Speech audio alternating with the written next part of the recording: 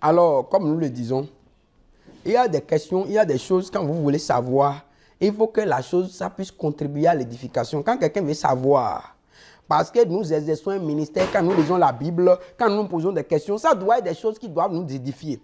Alors, face à ces questions, moi, je dis, pour moi, ce n'est pas une question qui édifie. Le fait de savoir si l'apôtre Paul était marié avant de venir sur les choses-là, mais si tu sais qu'il était marié avant de venir sur les choses-là, ça va t'apporter quoi?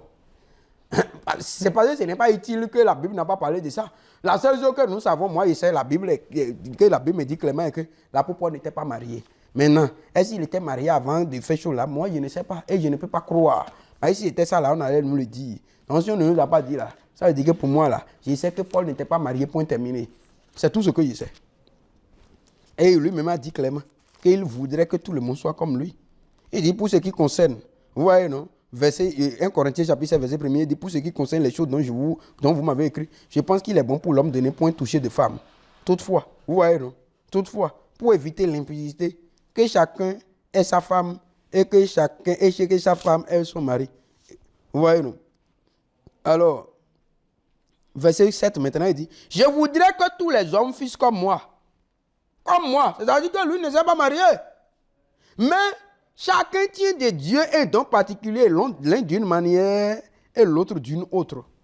Alors, donc c'est clair, non? C'est pourquoi il dit, regardez, le même qui a dit, verset 8, maintenant il dit, à ceux qui ne sont pas mariés et aux veuves, j'ai dit qu'il est bon de faire quoi? Qu'il est bon de rester comme moi. Vous voyez, non?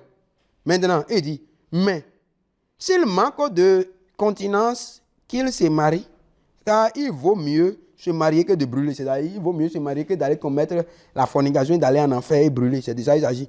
Contrairement à ce que les gens pensent de brûler, disent que quand la volonté les prend, ils disent, oh, je brûle, il faut que je me marie. Non, c'est pas ça. C'est pas la volonté. Il dit, il vaut mieux se marier que de brûler. C'est-à-dire, d'aller brûler en enfer à cause de la fornication. C'est de ça qu'il s'agit. Verset 9, il dit, mais s'il manque de... Verset 10 maintenant, il dit, à ceux qui sont mariés, regardez, j'ordonne, non pas moi, mais le Seigneur, que la femme ne se sépare point de son mari. Alors, si Paul dit ça, il dit non pas le Seigneur, mais moi. Comment vous pouvez penser que Paul était marié? Parce que quand vous dites que s'il était marié après, si la Bible dit qu'il n'est pas marié là, ou bien. Maintenant, si vous dites que, ou bien s'il était marié, ça veut dire que c'est comme si vous voulez demander s'il était marié après il a divorcé. Non, mais attendez. Le même qui a dit que, lui-même dit que Dieu, le Seigneur lui a dit que, et il leur donne. Comment vous pensez que lui, il leur donne? Et il dit que, le même Paul a dit que, dans 1 Corinthiens 9, là, il dit, il traite durement lui-même son corps, de peur d'être rejeté après avoir prêché aux autres. Donc, vous pensez que Paul va s'amuser de prêcher quelque chose, de dire aux gens, de ne pas se séparer quand ils sont mariés, là. Et lui-même va se permettre le luxe de se séparer de sa femme s'il était marié? Non, quand même. Mais lui-même sait que c'est un danger. Donc, s'il prêche quelque chose là, lui-même, il est la première personne qui traite durement son corps pour s'appliquer la chose qu'il prêche d'abord. Parce qu'il sait que si tu prêches et tu n'appliques pas là, toi-même là, tu iras en enfer. Donc, Paul sait ça. Donc, Paul, c'est clair que Paul ne s'est pas marié.